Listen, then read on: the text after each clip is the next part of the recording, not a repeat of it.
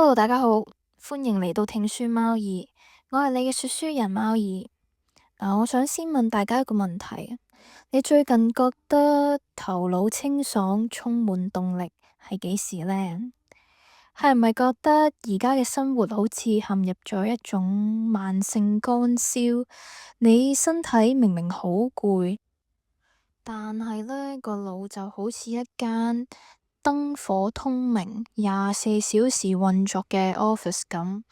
你開始回想下，晏晝開會好似講錯咗句說話喎，又開始擔心聽日嘅報告，甚至呢開始為3年前嘅一件醜事呢感到莫名嘅焦慮。你嘗試去休息，但係你發現呢，你嘅休息只係拎起手機喺唔同嘅社交 app 之間呢切換，一碌呢就碌1個鐘頭，碌完之後呢，你又唔係覺得放鬆咗㗎喎，反而覺得更加空虛啦、眼澀啦，甚至呢有一種呢深深嘅自責，因為你覺得你白白咁樣浪費咗1個鐘頭。如果呢個呢係你嘅日常，貓耳呢就想同你講，呢個唔係你意志力薄弱，亦都唔係你懶。作者呢 Dr. Romeo 喺本書度呢就明確指出呢，你係患上咗忙碌腦 busy brain。呢個呢唔係一種情緒啊，佢而係一個真實存在嘅大腦炎症。今日呢，我哋會用呢大概15分鐘嘅時間啦，去徹底拆解你嘅腦袋到底發生咗咩事，並且呢開啟呢個為期8周嘅救命計劃啊！作者 Dr. Romeo 呢本身係一個頂尖嘅神經外科醫生，每一日呢都要呢處理複雜嘅腦部手術。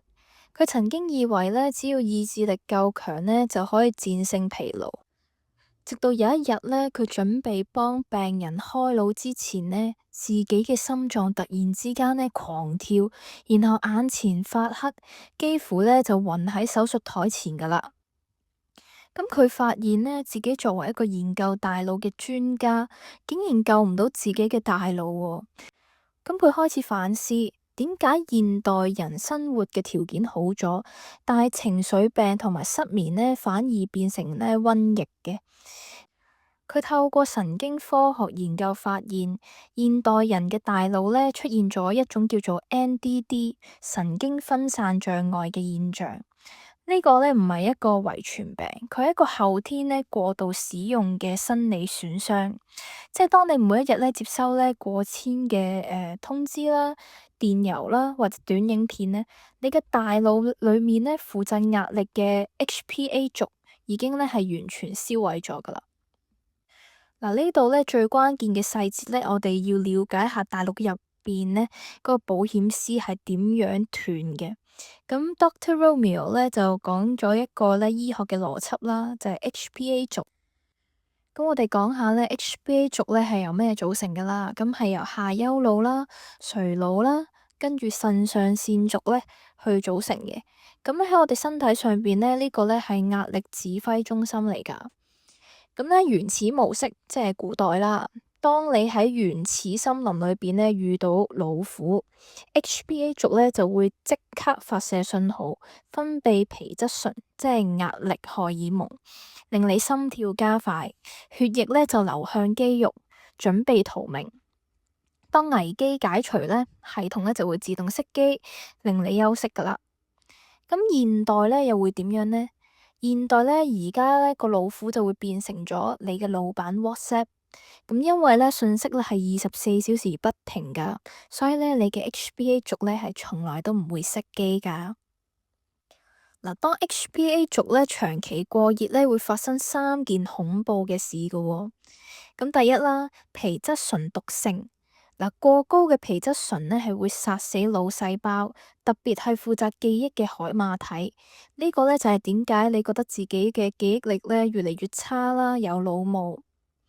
第二呢就係褪黑色素呢消失，壓力呢同藍光呢係會抑制褪黑色素嘅，所以呢，你唔係唔想瞓，係你大腦已經唔識得點樣分泌呢一個睡眠開關。第三，多巴胺受體失靈。你對生活嘅小確幸呢失去咗興趣啊，只能靠啲呢高糖高鹽短影片呢一類呢重口味嘅刺激呢嚟揾快感。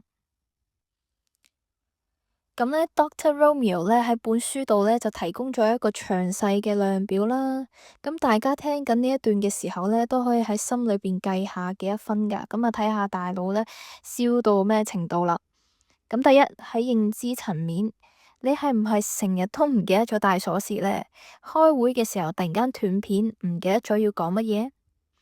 第二啦，情緒層面，你會唔會突然間變得好容易嬲呢？或者相反，你覺得咧情感麻木，對所有嘢咧都提唔起勁呢？第三，生理層面，你會唔會成日覺得偏頭痛啊？腸胃焦慮啊？亦或者即使你冇食好多嘢啦，但係個肚腩咧都依然咧係咁大噶。其實呢啲咧係皮質醇造成嘅脂肪積聚嚟嘅。嗱，如果你中咗三項以上呢，你嘅大腦保險絲呢已經去到呢熔斷邊緣噶啦。咁作者強調呢，意志力呢救唔到你，生化調整呢先可以噶。好啦，要開啟呢8周計劃呢，今日呢，我哋先學下點樣呢幫大腦人工斷電先啊。咁第一招啦，就係微觀冥想 （body scan）。嗱，請你而家感受一下你嘅膊頭。係咪聳起咗呢？試下將佢放低，感受一下你嘅牙關係咪咬緊咗啊？試下呢，將條脷放鬆。呢個簡單嘅動作呢，可以強行切斷 HPA 族嘅壓力信號噶。好啦，第二招，光線處方。Dr. Romeo 咧就建議，如果收咗工咧，就將屋企咧嘅燈咧嘅顏色咧就變成暖色系。咁咧，因為藍光咧係大腦嘅興奮劑，而暖光咧係大腦嘅安眠藥啊吓。咁第三啦，就係拒絕廉價嘅糖分。當大腦好攰嘅時候咧，會想食甜嘢嘅，但係咧糖分咧係會加劇大腦炎症。所以 Dr. Romeo 咧就建議食少少果仁或者 yogurt，可以咧穩定血糖，咁咧個腦袋先會清醒噶。嗱，忙碌腦咧就唔係一日現成嘅，但係只要你願意重啟大腦，只需要8周嘅啫。今日咧我哋了解咗呢個原理，喺下集大結局，我會帶大家進入呢一本書最精華嘅8周修復課表。我會詳細咁樣講點樣食出一個強壯嘅大腦，點樣用 Dr. Romeo 獨創嘅睡眠重塑法，徹底解決失眠嘅問題。嗱，而家呢，我就邀請大家喺留言嗰度呢，就 comment 返我要重啟大腦，俾自己一個改變嘅承諾。我係貓耳，我哋一齊聽好書醫心靈，祝你一個清爽嘅夜晚。拜拜。